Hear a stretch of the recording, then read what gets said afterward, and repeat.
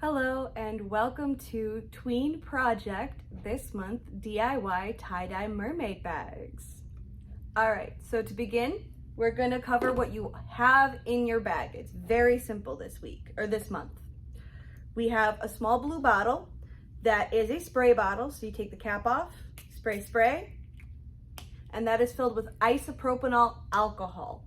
I believe ours is 91%.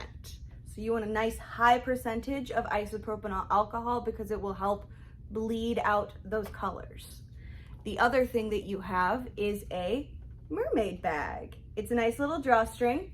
So you just pull it and it closes and it's wonderful. Now, what you will need is you will need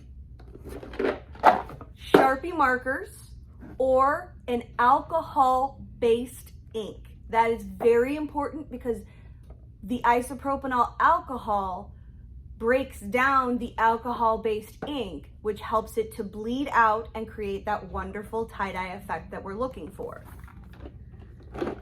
A very, very important thing is a piece of cardboard or some newspaper, because when you spray, it's going to drip and spread, and the last thing we want to do is accidentally stain floor. All right, so it is a very simple project this month. You will take your bag and you will pick out whatever colors it is that you want to use.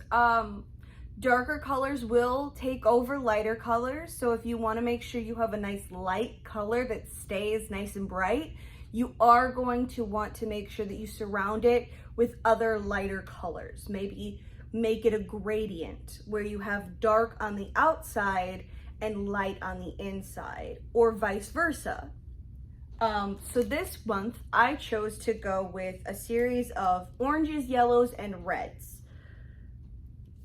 There we go.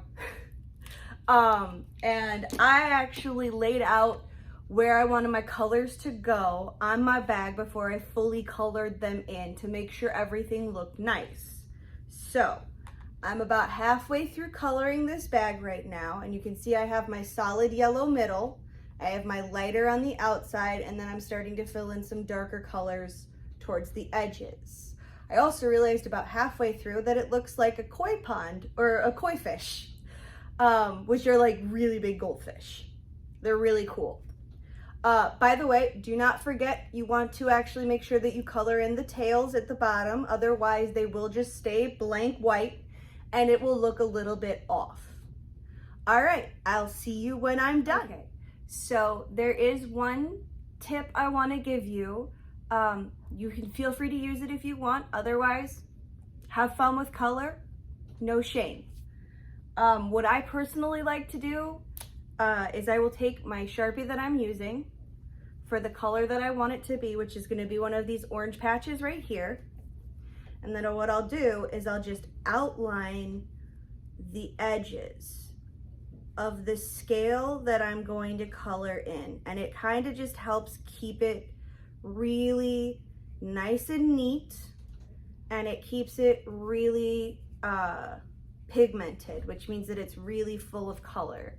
So I'll zoom in for you guys. So I have my orange squares that are not outlined, and then this one that is outlined, and it makes a big difference. Okay, so feel free to use it if you want. Otherwise, have fun, and I'll check back in when I finish coloring in all my scales. All right, so as you can see, I have finished the body. Also, make sure that you unfold it because sometimes it creases in the back and you want to make sure you get all of the scales. Okay. Now, what I like to do for the tails is I will take my center color, so in this case, my big bright yellow, and then I just like to take that and kind of trace it down the center of the fin, maybe a double wide line, just to make sure it's nice and bright. Especially if it's a lighter color, it will need a little bit more help. So just make a nice line, another nice line,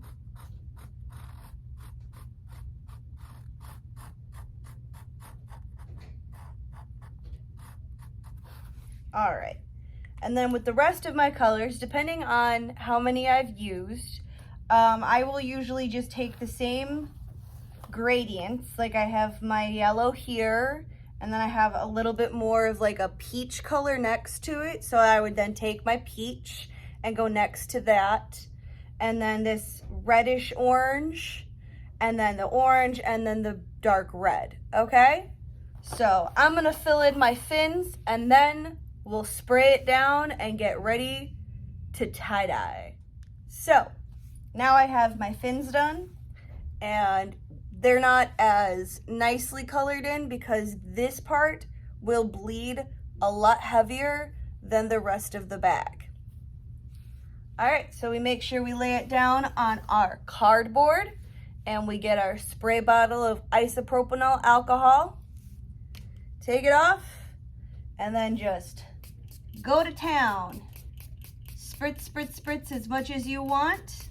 If you want it to bleed a little less, you spritz a little less alcohol on it. You want it to bleed a little bit more, you're gonna wanna go over it really well. Make sure you have it laid out. Make sure that you get all of the fabric because you want it to get a nice, solid amount of color to blend. And the only way to do that is to make sure you get a good amount of the alcohol sprayed onto the bag. So yeah, it's gonna take a little bit. It's gonna take a hot minute for some of this to blend, but that's because the alcohol has to soak into the fabric. And then the fabric, once it's soaked, will start to bleed out. So you're just gonna wanna make sure, and yes, it's gonna take probably a good amount of the rubbing alcohol that you have. So if you need to refill it, you can use whatever rubbing alcohol you might have at home or go to the store, but the higher the percentage, the better it's gonna work for your tie-dye projects. And then you come down here onto the tails and you give them a good spritz.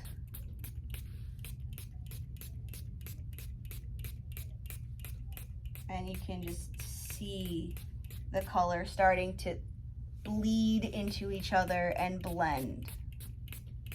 Now, I like a fair amount of rubbing alcohol on my tails because I really like them to bleed and blend and really come through and really become very cohesive in their color. And yes, your hands are gonna look a little bit crazy pants once you're done because Sharpies, you know, are markers. They're gonna have that effect, but luckily it's very easy to wash off. So you just maintain it, and then what you're gonna do is the hardest part is just leave it alone and walk away for a little bit. And it'll give it time to bleed and to tie-dye, and it'll be really, really pretty. And I know this because I have a previous one that I did in a different color scheme that turned out really, really nice. I used a really nice neon pink for the center and then used blue, purple, and a couple of different colors of green. And this is what I mean by the tails will really blend out nicely. And then the body also works really well.